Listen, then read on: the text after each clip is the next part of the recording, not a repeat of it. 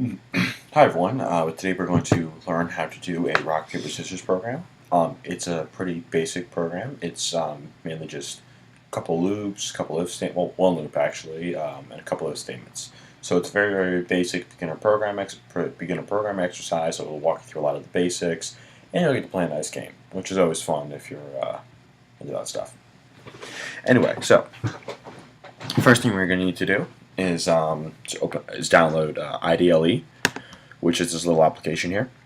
That is sort of like the free Python-based development software. So you'll be writing all your code and running all your code from this little program. Oh, 1 second. Sorry, I'm a bit thirsty. Anyway, so first thing we're going to do is close our program, which was completed before this tutorial. And I'm just going to start going through things. All right, cool. So just a little first touch I like to do with any program that I code myself. I always like to write, a byline. So this program was made by insert name here. All right, cool. So now we have our byline. Anyway.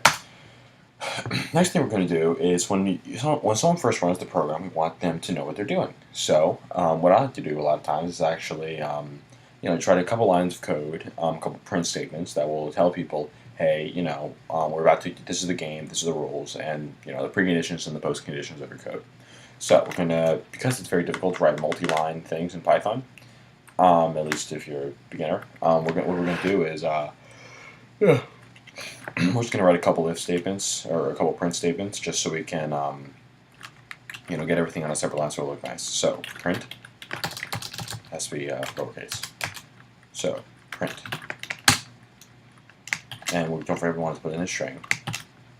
Hello, welcome to the rock paper scissors program.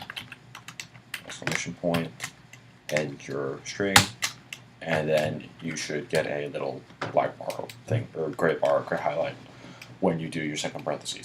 So, now we're going to do the, just some basic stuff. So,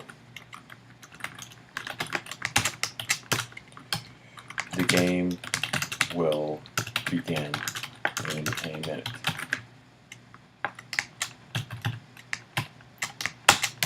Okay, now we're going to do the rules. So, print. Actually, no, we're not going to do this here. Okay. So the first thing we're going to do is we're going to create a big while loop while we're going to write our code. Code in. For those of you who don't know, a while loop is a loop that just keeps running until a condition is met. So, for example, this time you're going to want to keep playing the game until you win, right? Because let's just say that you're playing actual rock paper scissors with your friend, and you guys both do rock and rock, and then paper paper, and then scissors and scissors, and you both are getting the same thing. Well, you're going to want to keep playing because no one's won the game yet. So the first thing we're going to do is we're going to write a Boolean variable, that is going to remain false until the game is won. So I'm going to call this Boolean variable is win equals false. And that has to be capitalized. So I'm getting Java and all these different languages confused. Okay, so now I'm going to write a big while loop that we're going to write our code in. So, while is when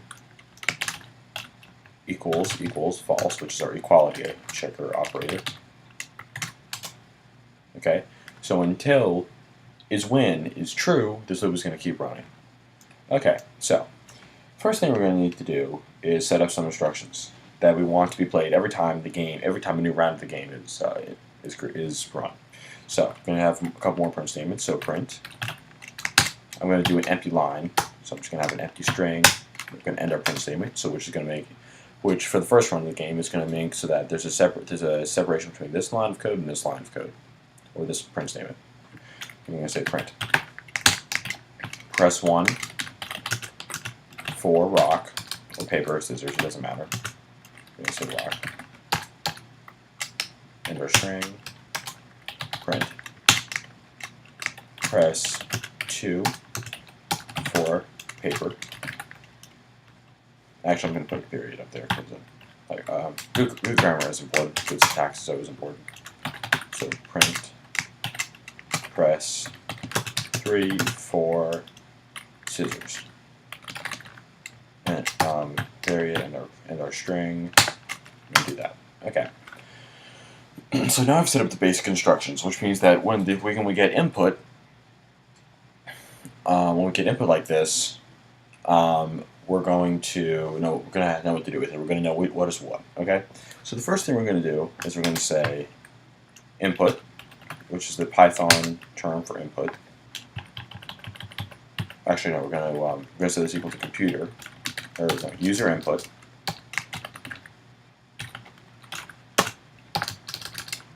Going to make a camel case, which means, good word. Camel case means that it's a common coding practice where instead of using spaces to separate words, you just make one a capital letter. So user input equals input, and then we're going to put our prompt. What would you like to play? So what we're going to do here now is, so we've written some basic lines of code that will give us some output.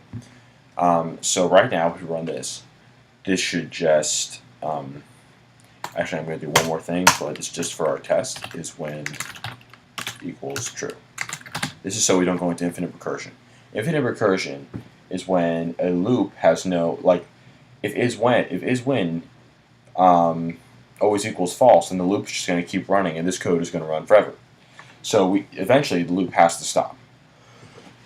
Otherwise, you're going to do a lot of problems.